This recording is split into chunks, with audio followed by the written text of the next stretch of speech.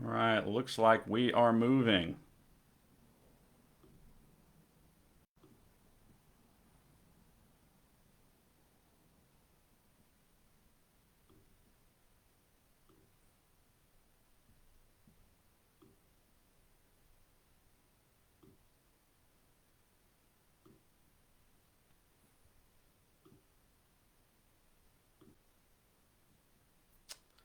All right, looks like we're moving. We got a few people hopping on. Looks like we've got multiple platforms. I'm going to give people a little bit of time just to join, and then I'll get going. Today, we're going to be talking about low or no money down models for investing in real estate, and I'll give you some guidance on that. Seeing more hop on as I'm talking. I'll give you some more guidance on that in just a moment. For those of you that don't know, my name is Blake Schwanet. I'm a real estate investor and investing coach, focusing on passive income. And so I'm excited to talk to you guys a little bit tonight. Yeah, okay, we're seeing a few more people hop on. This is great. Glad people are able to join from multiple different platforms. What I will say is I'm going to be talking about low or no money down models for investing in real estate, specifically answering the question, if I'm not a gazillionaire or didn't start with a bunch of money, didn't inherit a bunch of money, and I'm not a Kardashian, how can I start investing in real estate if I don't have a whole lot of money? All right, and that's the question I want to answer today. And I want to help give you some guidance on that. And so again, I'm a real estate investor and an investing coach. And my goal is to give you tools to be able to learn how to capitalize on what's coming in the market. I'll talk a little bit about what's coming in the market. But while I'm doing this, feel free to add comments in whatever platform you're on, and I'll be able to see the comments that are coming in. And I'll do my best to address them at some point if I'm able. So, yeah, so let's just jump in. Let's talk about investing even if you're not rich. So, how do you get a cash flowing property? So, this is a property that produces passive income. How do you do that if you don't have 20% down on a $200,000 property? You've got to come to close with $45,000, right? And in order to do that, in order to meet your goal, you need 10, 15, 20 houses. That means you've got to come to the table with a lot of money. This model is designed to help you avoid that challenge. And so before I jump into the model and the nitty gritty of it, I want to talk about why it's important. Because long term, if you're in this group or you're focusing on it, you're watching this, it's because you care about passive income. It's because your goal is to generate cash flow that comes in even when you're not working on it. So that you can live the life that you want, so that you can do what you want to do, when you want to do it, how you want to do it, with whom you want to do it, and from where you want to do it. You want to have freedom. And wealth is a way toward that freedom. Wealth is really the ability to choose, it gives you options. So when you have social wealth, you get to choose who you spend time with. And when you have the wealth of time, you get to choose how you spend your time. And when you have wealth of money, you get to choose how you spend your money and how you employ that money to work for you. And so that's the big picture why. Everyone's why is different though. My why is different than your why is different than the next person's why. I want you to think about that though. What is your why? Is what your purpose for having passive income? Is it protection from future economic downturns? And if it is protection, why? Why do you care about that? Maybe it's because you want to spend time with your family. You want to spend more time with your kids, or you want to spend more time with your spouse, or be a better husband or father, or steward the money that you've been given in your family better than, say, your parents or your grandparents might have. For us, my wife and I wanted to achieve financial freedom so that we could do whatever we wanted for the community. We could identify in our community, we live in East Texas, we could identify in our community what do they need, and then ask the question, are we the right people to do it? Right? Are we the right people to provide this need? Okay? And that's what we do. In fact, my wife has a for-profit business with a nonprofit's heart that provides classical ballet instruction to all girls, regardless of economic status. And that's one of the things that we're really passionate about is being able to look at our community and say, what does our community need, and how can we provide for them? So your why might look a lot different than that. It might be, in fact, I talked to a guy the other day who wants to teach dyslexia therapy. That's all he wants to do. He just wants to teach kids how to read that are struggling through dyslexia. I've got other people that want to generate generational wealth for their kids and provide for their kids and take from what maybe their parent inherited or gave to them upon their passing so that they can multiply that and take care of their kids generationally. So your why may be completely different. And that those are kind of some of the larger reason whys. I want to talk about a few more short-term related whys. Why you would want to do this and why you'd want to learn about models that allow you no or low money down. And first is if you've got these big grand visions of passive income and cash flow that exceeds your expenses so you can do whatever you want with your time, you've got to start somewhere. And now's as good a time to start as any. So you've got to start somewhere. And the way that you do that isn't by saying, well, I'm not rich. It's not by saying, I'm not independently wealthy. I didn't inherit a bunch of money. I'm aware that it takes money to make money and I don't have money, right? It doesn't come with excuses. What it comes with is an ability to understand what your constraints are and then identify solutions for those constraints. So now is the right time to start. When people say, when's the best time to start in real estate, start investing in real estate? The answer is always now. You just have to figure out how. And if you don't have a whole lot of money to start, perfect. You can still get started. If you've got a couple $100,000, you might be able to scale a little bit more simply, and you might be able to trade off some of your time and get some of your time back and do a buy and hold strategy or something like that. But I want to talk specifically about low or no money down models. So that's the first short-term reason that I think it's important to learn this right now. That you got to start somewhere, right? The second is COVID related. COVID has brought straight into our face the awareness of a need to provide for your family through multiple income streams. You should have multiple income streams coming in. This can be done in a lot of different ways. It could be done with a multi-level marketing organization. It could be done with an Etsy shop. It could be done with a bakery. Whatever. It could be done a bunch of different ways. Amazon affiliates, e-commerce is a great example. But you need multiple different income streams coming in. And because what we've seen with COVID is a lot of people have been adversely affected and their whole career has been completely changed because COVID has changed their market, right? Maybe they're unemployed and the future of their employment looks completely different than it did in the past. We need to be able to protect ourselves and have multiple income streams coming in to protect ourselves in situations like that. And then third, so that's second. Third is related to COVID is there is a foreclosure tidal wave coming. And you might think that tidal wave is an incendiary term to use, but don't take it from me. I wrote an article on this about 3 or 4 months ago that there was a foreclosure tidal wave coming. But even now, you've got the CFPB, the Consumer Financial Protection Bureau, advising mortgage lenders that they're using the term tidal wave. You can go look it up. As recently as last month, they started advising people, the mortgage lenders, that we are in for a tidal wave of foreclosures. Right now, there are upwards of 3.7 million people behind on their mortgage payments. And the foreclosure moratorium has been extended through June 30th. And with the way that the country is rebounding because we've exceeded 100 million vaccine doses and we're starting to see daily counts come down even below 50,000 COVID new cases a day, I don't expect that to be pushed. Now, it could be pushed, it could be extended, but I would be surprised if that happened. And what that means is that there is going to be a tidal wave of under market properties entering the market.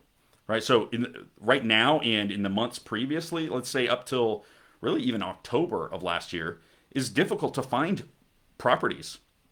And the challenge with finding properties right now is different than the challenge of finding properties in the future. Properties are going to end up in the future, probably around the June 30th timeframe, becoming a lot more easily found. And that's important because right now the real estate market is hot. It's expensive. Prices are artificially inflated. And the reason for that is that inventory has sank. And so basic microeconomics would tell us that supply and demand determine market equilibrium or the price of a good or service. And when supply, our inventory for houses, on market and off market, when it drops, but demand stays about the same, which is what's happened generally across the United States. I'm not talking about places like Austin, Texas, or maybe even Nashville, Portland. Places like that are kind of in a really interesting circumstance, but most places demand has just slightly dropped, and that's caused prices to artificially inflate. So, whenever these foreclosures hit, these 3.7 million houses that are behind, only I want to say 2.7 of them are on forbearance plans. And some of those people may still enter into their mortgage payments and realize my financial position has changed indefinitely and we can't afford this house anymore. They'll either have to put it on the market or sell off market through, say, a wholesaler to allow them to expedite the process of selling it and close faster so that they don't get foreclosed on.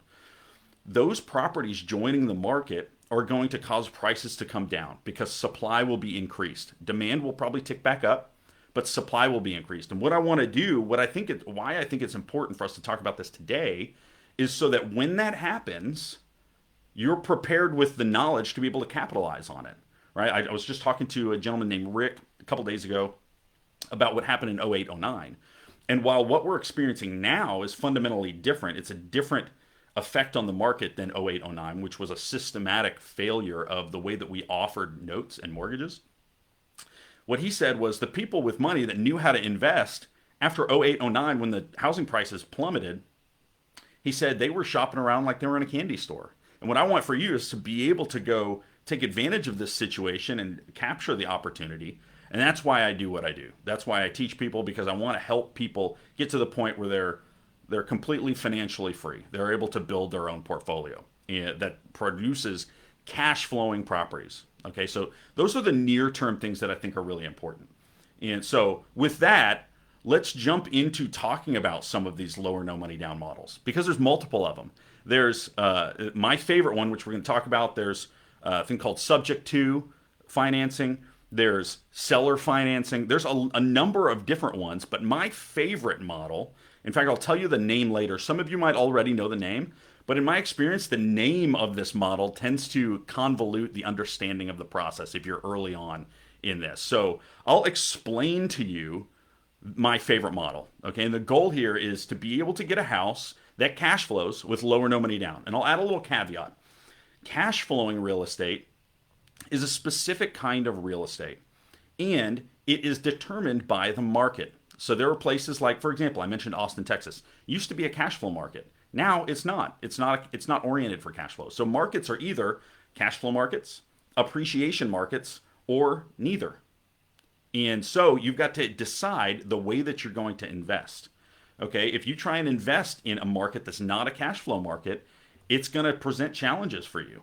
And I always say that market selection is a gating factor, right? It's a gating factor in the fact that if you pick the wrong one, you pick a market that doesn't cash flow, you could be the absolute most brilliant real estate investor in understanding cash flow analytics and cash flow deal analysis and still not be able to find deals.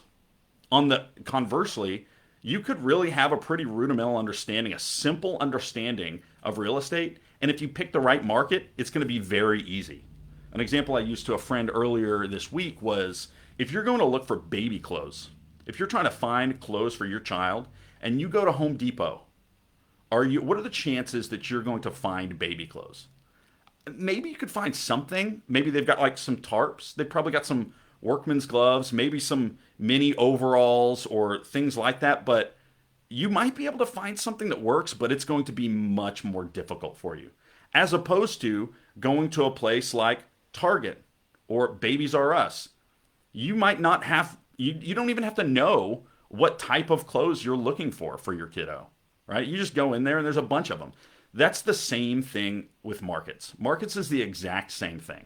Okay, it's a gating factor. If you pick the wrong market, you're up a creek without a paddle. Okay, unless you bought 15 or 20 years ago, and if you're starting right now, I haven't figured out how to time travel yet. If I do, maybe I'll do a webinar or a live cast on that as well. But at this point, that's nil. Okay, so let me tell you about my favorite model. My favorite model, and I'll tell you the name later. Again, it's best for a few different things. One, it provides cash flow. Two, the price of entry is more reasonable. So the actual money out of your pocket, or even the money to purchase a house, is lower. It's more realistic for people that aren't independently wealthy. And three, it's scalable, which is an important thing, because what we're trying to do is build passive income scalably. Okay. So what this model allows you to do, it allows you to get into a cash flowing house, again, assuming that we're in the right market. It allows you to get into a cash flowing house for low or no money down, as little as zero money out of your own pocket if you do it right. Okay? Some of you are probably like, this doesn't make sense. I don't believe that. But let me walk you through it. The way that I'm going to do it is I'm going to tell you, I'm going to synthesize a couple different stories. Okay? First, there are two famous models, most famous models of real estate in the United States. One is flipping, right? Chip and Joanna Gaines, or HGTV. One's flipping. The other is called turnkey or buy and hold, where you show up with 20% down and you just rent the property out, right? Both of them have value. Flipping, on one hand, is fantastic in that you can scale really quickly. For example, let's say you were to buy a house that you know is worth $200,000, but it's listed for 80. It's listed for $80,000, and it only really needs $20,000 worth of work. But because cosmetically it's really ugly, and because maybe it's got some foundation issues, everybody's scared away from it. But you know it's worth $200,000. So you borrow $80,000 for the purchase, you borrow $20,000 for the rehab, then it's worth now $200,000. What a flipper does is they go out to the market and they say, buy my house. And someone will buy that house for at or near market value. And then they take the cash, the $100,000 less closing costs and taxes, and they feed their family or they take them on a trip. Average flip in the United States, the value of it, the take home, is $60,000. That's pretty good money. So what it has is an ability to scale, but what it doesn't have is it lacks the ability to create passive income. Because that income is, I could understand people arguing between it being earned income and portfolio income. So there's three types of incomes: earned income, portfolio income, and passive income. I could see you arguing between the two on flipping, but for all intents and purposes, you've still got to go hunt and find another deal. After you're done with that flip, you've got to go find another one in order to continue to feed your family. So it doesn't provide passive income, but there is a scalability that's really attractive there. Okay, the other model, so that's flipping, that's the Chip and Joanna Gaineses of the world. The other model is buy and hold, or turnkey, as some people will call it. The reason that they call it turnkey is because the property's in good shape. It's a turnkey investment. You don't have to do anything to it. You just pay for it and you leave. All right, and that's nice. The simplicity is really nice. But what it costs is 20% down. So if we're buying that $200,000 house that we just talked about, and we got to show up with 20% down, we've got to come to the table with $20,000 plus closing costs. So many or 20% times the $200,000. So $40,000 plus closing costs. So that's $43,000 to $45,000, right? Your ability to do that relies heavily on your spending patterns and how much money you make, right? Or maybe if you've got some money that you've inherited or whatever that you came into. But if you're not independently wealthy in that scenario, it's really difficult to scale. So what it does provide is passive income. You just buy a house, assuming it's the right market. You buy a house, you put 20% down, and then you rent it out for more than what your mortgage payment is. And so if your mortgage payment is $800 and you're renting it out for $1,500, you've got some expenses in there. Maybe you walk away with $400 a month in your pocket after you've saved for expenses or paid expenses, right? But what it costs you is $45,000 to make that $400 a month. That's not a great return. Most turnkey investors are looking for anywhere between 8 to 20% cash on cash return. And cash on cash return answers the question of the money that I invest into this property, how much will I get back in 12 months? So if you invested $10,000 in a property and you make $10,000 back that year, that's 100% cash on cash return, which, using the model that I'm talking about, is not abnormal. But it is abnormal for a model like turnkey. Because what turnkey has going for it is that it creates passive income. But where it fails in our goals of scalable passive income is that it's not scalable. You have to then go find another 50 grand or 45 grand in order to find this next house or get into it. And so what this model does is it synthesizes the two. So let me explain this for you. So let's say that we start out buying a house like we're going to flip it.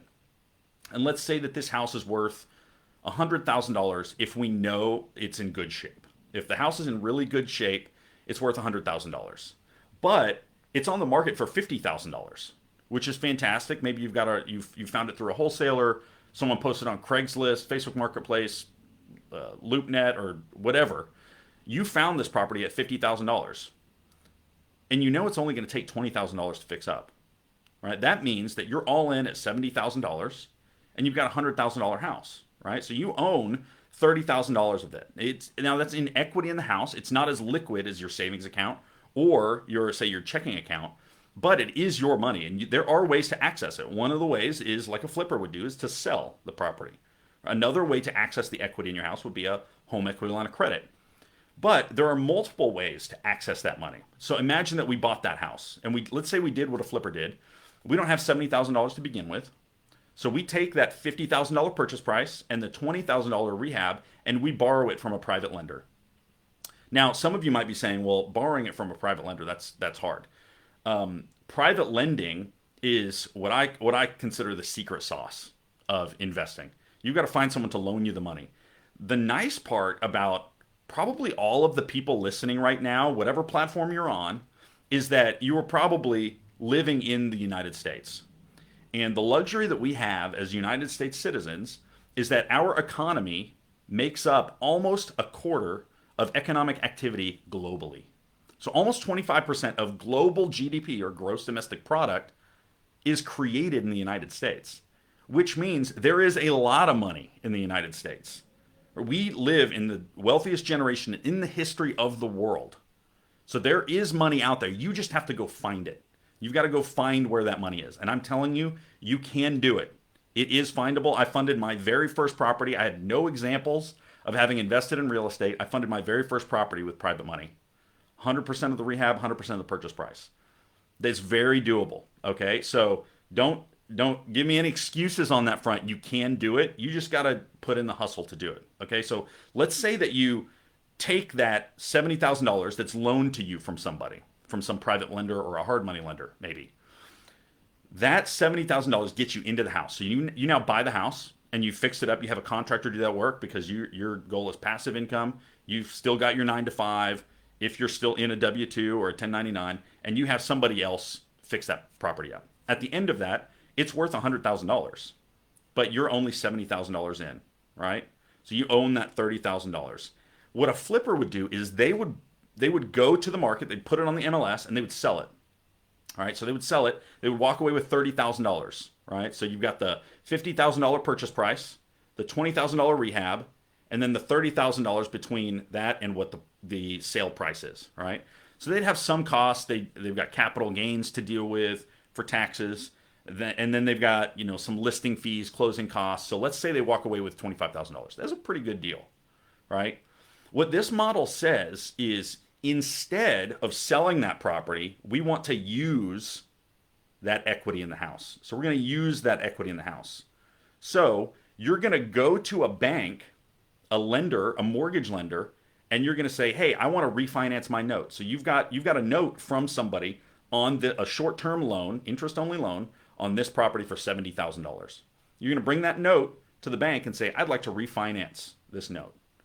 And the bank is going to say, well, we can only loan up to a certain value of the property. Because banks, a common misconception is banks don't care about 20% down. They don't care how much you put down. What they care about is how much they can lend on the asset, right? They do this to hedge their risk, right? So that what they usually say, most lenders for conventional loan will lend up to 80% LTV, loan to value. So 80% of the value of the house is what they'll loan you. So if you've got a $100,000 house, they'll loan you up to $80,000 for it. So if you don't have $80,000 or you don't have all $100,000 for this property, but you do have $20,000, you can come put 20% down and get this house, right? But if you don't have $20,000, they say, well, we can only loan you up to $80,000. And this is the same for houses all over the place. Now, what I'm not talking about live-in loans. So primary residence loans, you've got, in fact, I was talking to the lender today that does 0% down. Right, and his rate was awesome. I think it was like 3.75 or 4 for a 0% down loan for a 30-year amortized product. That's a fantastic loan. So there are programs out there if you're going to live in the house. What I'm talking about is investment properties, okay, an investment property. So a bank really only cares about the loan to value, right? And what they're doing here is they're hedging their risk. Think about in 08, 09 when the market tanked. Overall, across the United States, housing prices dropped 33%. That's a lot. right? And so what happened was mortgage lenders who had lent sometimes with 0% down or 5% down, they were underwater. Now the houses weren't worth even what the mortgage was owed on it. Now the nice part is since then, not only has the United States recovered that 33% of value in homes, but it's also grown 50%. So we're talking 83% growth over the last 12, 13 years since that downturn. That's a big deal. That's fantastic. Okay, so but what they're trying to do is they've looked at 2008, 2009, they've understood their weaknesses and the systemic failures that plagued the mortgage industry, the lending industry at that point, and they've said, we're comfortable with a 20% buffer. We'll loan you up to 80% of it because of the value of the property, because we think, worst case scenario, if the market tanks, it'll probably only tank about 20%, and then we're still right side up. We can still get our money back, right? We could foreclose on it, we could sell it at market value, okay? So that's really all they care about is 80%. So if you were to go to them as a buy and hold investor and you said, I want to buy this $100,000 house, they'd say, okay, give me $20,000 for your 20%, and then we'll fund the 80%, all right? But now let's go back to our example, okay? We flipped a house, but we haven't sold it yet. We flipped a house, we bought it for 50, we put 20 into it, and now it's worth 100. So we owe $70,000 to our lender, plus a little bit of interest, but we have $30,000 to work with. And we go to the bank, and we say, I want to refinance my note. And they say, well, we can only lend you up to 80% of the value of the house. So now you've got $80,000 to work with, all right? But you owe $70,000. So you use $70,000 to pay off that original loan, which was a short-term interest-only loan. And now what you do is now the bank owns your note, and they say, we're going to convert this into a long-term mortgage. We're going to take this $70,000 loan, and we're going to stretch it out over 30 years at 3.5% or 4%. So what that does is, one, it allows your monthly payments to be paying toward principal as well instead of just interest. And two, it allows you to lower your payment, which then allows you to cash flow more on the property. Because now that we've got it fixed up, we're going to rent that house out. Average house like that, cash flowing for the metrics I'm looking for, would rent for $1,500. Anywhere from $1,300 to $1,500. So you bring this over to the bank now refinances your note, and you're still renting this house out, but you're only paying $450 a month, maybe $500 a month on this house that you're renting out for $1,300 a month. And now, so one of the things you might be wondering is, well, don't you have a loan on that house? Yes, you do. You do have a loan on that house. But one, that debt is not bad debt. There's a difference between good debt and bad debt. Good debt, or let's start with bad debt. Bad debt is predicated on a liability. That bad debt, liabilities are things that take money out of your pockets. Okay, so things like a car, a new boat, even to a certain extent food, right? Or a lot of others, anything that takes money out of your pocket. If it puts money into your pocket, it's an asset. Okay, so if, let's say you run a business and you're able to just kind of like let it run, that puts money into your pocket. So if you were to take out debt on that, that would be a good investment because it's predicated on an asset. The same way with houses. So yes, you do have a mortgage on this house, but someone else is paying for it because someone's paying $1,500 a month.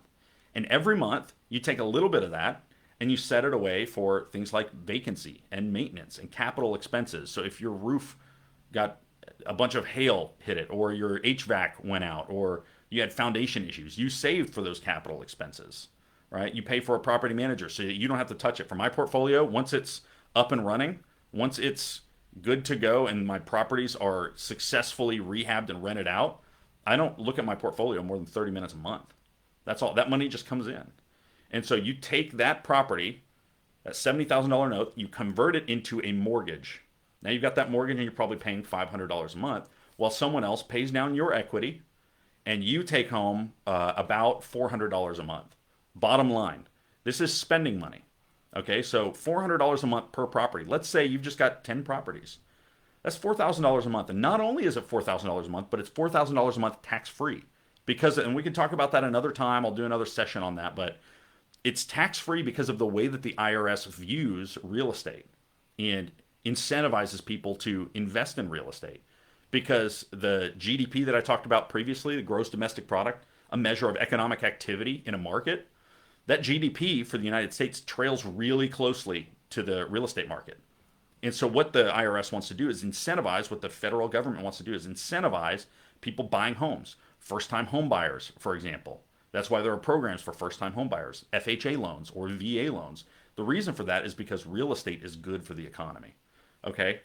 Now, so when you synthesize those two models, the flipping and the buy and hold, you get the best of both worlds. You get the scalability with the cash flow. And the scalability comes from once you refinance that note, they pay off your lender and now you just have a mortgage. But your lender now just got their money back at 12% return. It's a great return, right? It's low risk because it's asset secured.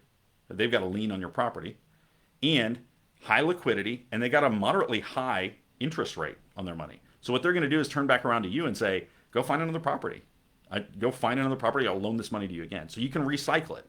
And so I go through that entire process to tell you what it is so that the name doesn't mess with you.